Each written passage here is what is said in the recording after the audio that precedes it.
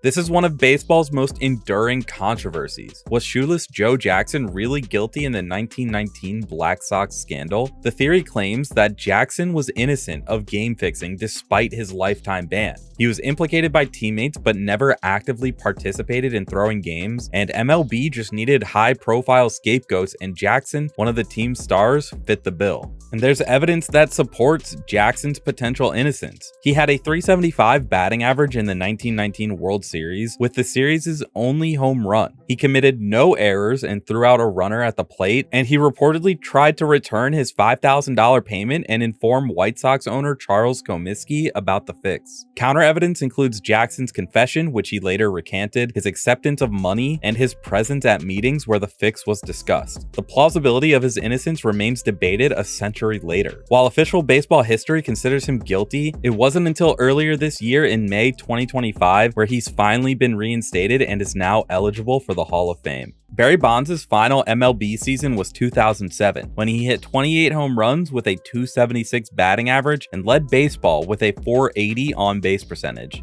Then, nothing. No contract offers, no team interest, career over. The theory claims that MLB owners colluded to keep Bonds out of baseball despite his continued productivity. This unofficial blacklisting was punishment for his connection to the Balco steroid scandal and his abrasive personality, and MLB wanted to distance itself from its steroid-era poster child and his chase of more home run records. And there's evidence to fuel this theory. At age 42, Bonds posted offensive numbers that would typically earn a player at least a designated hitter role. His 1.045 OPS would have led the American League that year, but not a single offer materialized, not even for the league minimum. Bonds filed a collusion grievance against MLB, but an arbitrator ruled there wasn't sufficient evidence of an organized boycott. The plausibility is high. While formal collusion wasn't proven, the combination of legal troubles, negative publicity, and MLB's desire to move past the steroid era created a perfect storm that effectively ended Bonds' career despite his continued productivity.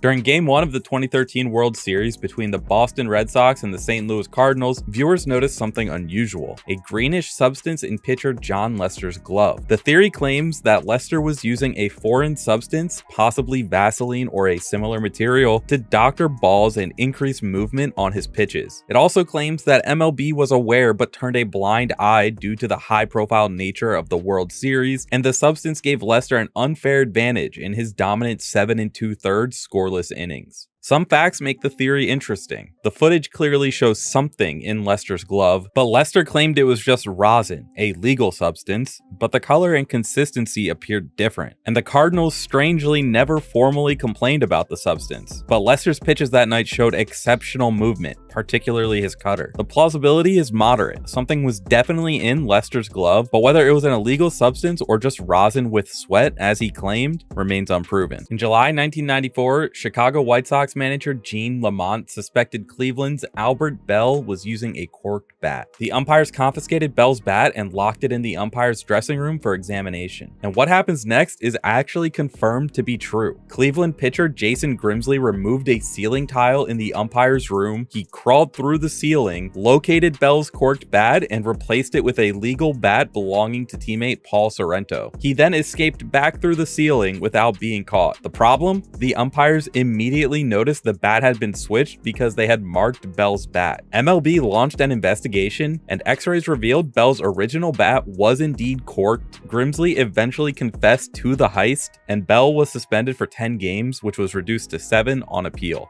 September 25th, 2014, Derek Jeter's final home game at Yankee Stadium. In Hollywood fashion, Jeter hit a walk-off single in the bottom of the 9th to win the game 6-5 over the Orioles. And the theory suggests that this moment was too perfect to be coincidental, with the Orioles, Yankees, and possibly MLB coordinating to ensure Jeter got his storybook ending. People also suggest that pitcher Evan Meek deliberately threw a hittable pitch to create the historic moment. And there are some things that support the theory. The Yankees blew a 3-run lead in the top of the 9th, setting up the dramatic scenario. Jeter came to bat with a runner in scoring position, the perfect setup, and Meek's pitch was remarkably hittable. Adding to the suspicion, the game had no playoff implications for either team, making such a scripted moment more plausible. But overall, the plausibility is low to moderate. While there's no real evidence of coordination, the perfect circumstances and some player comments leave room for doubt. The 2004 MLB All-Star Game in Houston featured one of baseball's strangest mini-conspiracies, centered on Mets catcher Mike Piazza and pitcher Roger Clemens. The theory suggests that Piazza deliberately tipped pitches to American League batters when catching for Clemens, and this was Piazza's revenge for the infamous 2000 incident when Clemens threw a broken bat at him during the World Series. This sabotage led to Clemens being hit hard, giving up 6 runs in the first inning.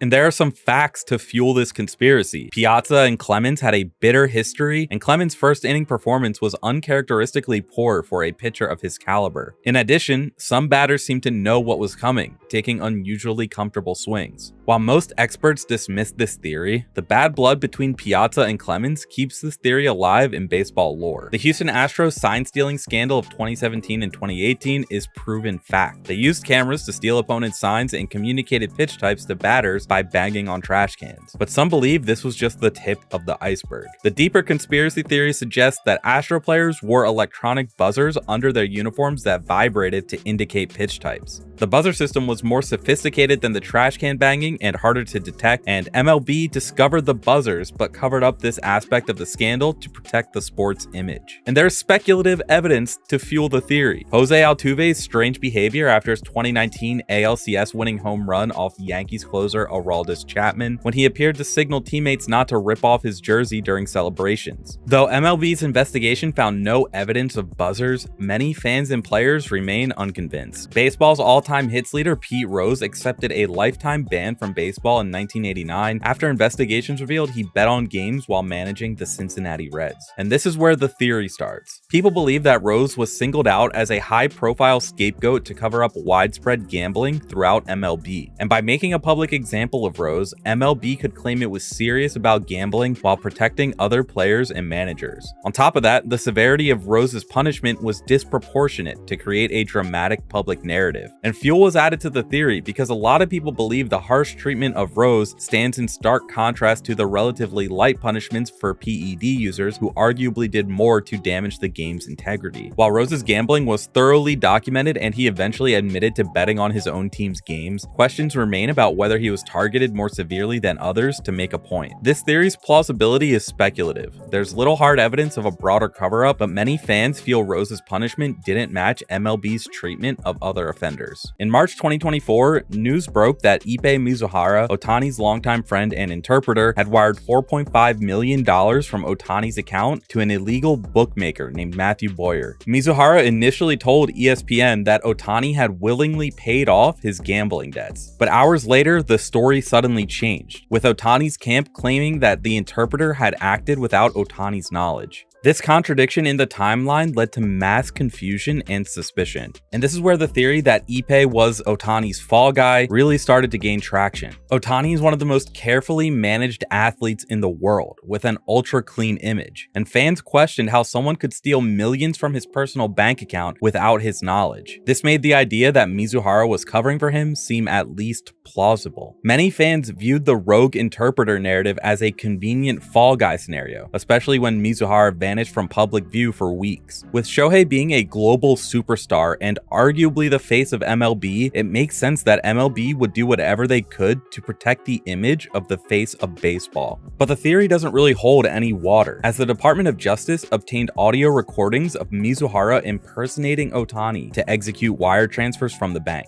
On top of that, Ohtani has no known gambling history, and he fully cooperated with the investigation the entire time, with no evidence supporting the idea that he was gambling himself. himself. And to tie it all up, Mizuhara pleaded guilty to bank fraud and tax evasion in 2024, admitting he forged transfers and lied to both Ohtani and the media. The 1994 Montreal Expos were a juggernaut. With a 74-40 record and 6 games ahead in the NL East when the players' strike hit in August, they were on pace for 105 wins and looked like World Series favorites. But then, a labor dispute led to the cancellation of the World Series for the first time in 90 years, with the Expos losing their shot at a World Series title. The theory suggests that MLB owners and the commissioner deliberately forced the strike to prevent a small market Canadian team from winning the World Series. The timing was suspiciously perfect to stop the Expos' momentum, and within a few years, many of the team's star players were traded away as payroll was slashed. Ultimately, the franchise never recovered, eventually relocating to Washington, D.C. in 2005, becoming the Washington Nationals. While the plausibility is low because the strike was clearly about labor issues affecting all teams, this theory represents the heartbreak of Montreal fans who believe their one best chance at a championship was deliberately stolen from them. On August 14, 1997, the Baltimore Orioles were scheduled to play the Seattle Mariners when suddenly the lights went out at Camden Yards, forcing a postponement. This was towards the end of Cal Ripken Jr.'s historic consecutive games played streak. But according to conspiracy theorists, this was no ordinary power failure. The theory claims that Cal Ripken Jr. left earlier that day after allegedly catching his wife with actor Kevin Costner. Ripken, enraged, got into a physical altercation with Costner, and unable to make it to the stadium in time, Orioles officials allegedly orchestrated the power outage to protect Ripken's consecutive game streak, which stood at 2,432 games at that point. The rumor gained so much traction that Ripken himself had to deny it on multiple occasions, and Costner eventually addressed it on a radio show, calling it completely false. The official reason for the postponement was that an electrical circuit had blown hours before the game, and with Randy Johnson pitching when it was difficult to see, it was deemed too dangerous with the possibility of someone getting seriously hurt. Plausibility here is quite low. No credible evidence exists to support the theory. The juice ball theory has been around for nearly 30 years at this point, and the idea is simple. MLB uses baseballs that have been altered to increase scoring, making home runs and harder hits easier. This theory surged in popularity during 2 distinct eras. First, during the steroid-fueled home run explosion of the late 1990s. The theory became less popular once it became publicly known that the increase in home runs was most likely due to steroid usage. But the theory regained popularity more recently in 2017 through 2019 when home run rates skyrocketed seemingly overnight.